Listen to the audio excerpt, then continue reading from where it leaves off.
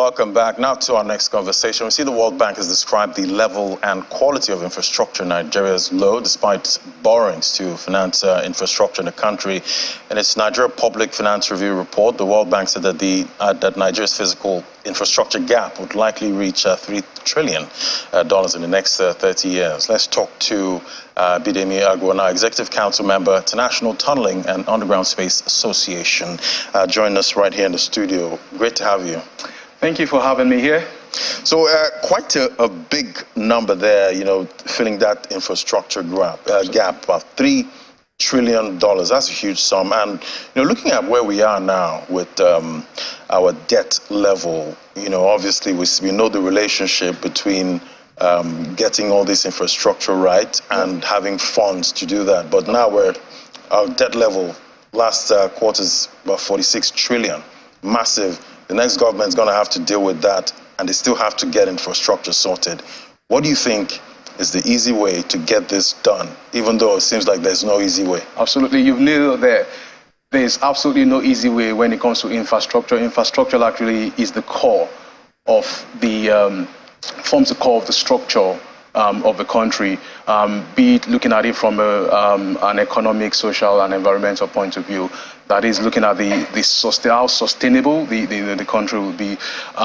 If you draw references from developed countries, looking back to when there was a recession globally, the United Kingdom eased the economy by injecting money into infrastructure. The challenge there is that when that is done, it accelerates the economic activities within the value chain. That is, there's a top-down, bottom-up absorption of funds, and then activities are buoyant. The economy becomes a little bit more buoyant. But then there's an asset in place that is the infrastructure, and that is where we need to get it right.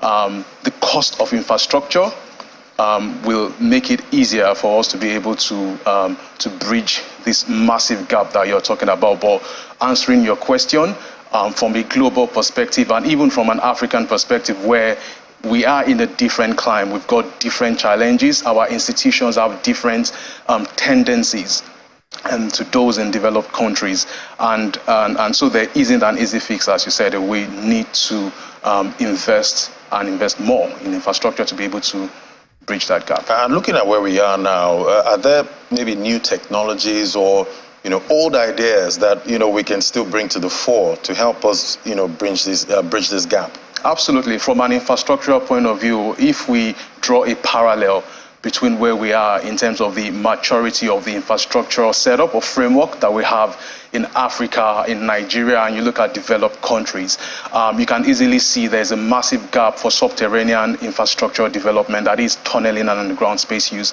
And of course, looking at it from an African point of view, there is the African Continental Free Trade agreement that has, from the World Economic Forum recently, is highlighted that Africa is on track through this agreement to host about 1.7 billion people, and with businesses and commercial activities ranging in the point about $6.7 trillion, making it easily one of the biggest economic bloc in the world. Strategically, underground tunneling and underground space use will play a key role in this, because we're basically going to be looking at how goods and services are distributed intra-regionally and inter-regionally. And for that to happen, we need to address key strategic infrastructural gaps that we have in terms of how we move cargoes between regions. And that is currently on track.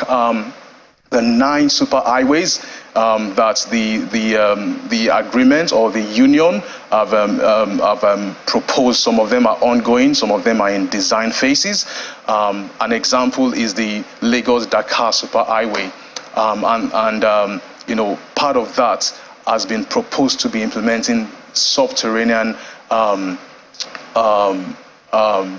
infrastructure as part of the process to ease how cities are being connected. So it plays a significant role. And to think about it, when you look at it from a population's point of view, Africa is basically projected to be one of the most populous continents, at least by 2050, where 1 in 4 people on Earth will live in Africa. And of course, that directly impacts the urbanization rate, which is already high in Africa, at the time projected to be in the range of about 60%, meaning 60% of the population of cities will now reside, of countries rather, will reside in key strategic cities.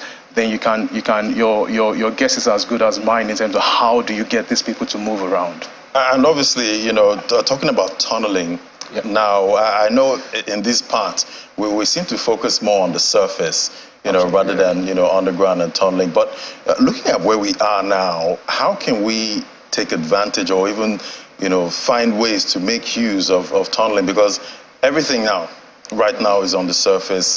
How much disruption, would that bring, trying to get us, to that level, or actually using tunnels? All right. So actually, when you say the word disruption, those are one of the benefits that tunneling and underground space use brings. It actually is less disruptive than surface construction. Because I can imagine what's going on now in Lagos, Ibadan, with construction, traffic and all of that. Driving so I'm here. trying to imagine, trying to set up, tunnels. Absolutely. So I experienced that driving here this morning, and well, there's a no-brainer in that there's certain infrastructure that will be required on the surface. But what tunneling and underground space offers is the flexibility to be able to explore other options that allows you to still have your life on the surface without significant disruption.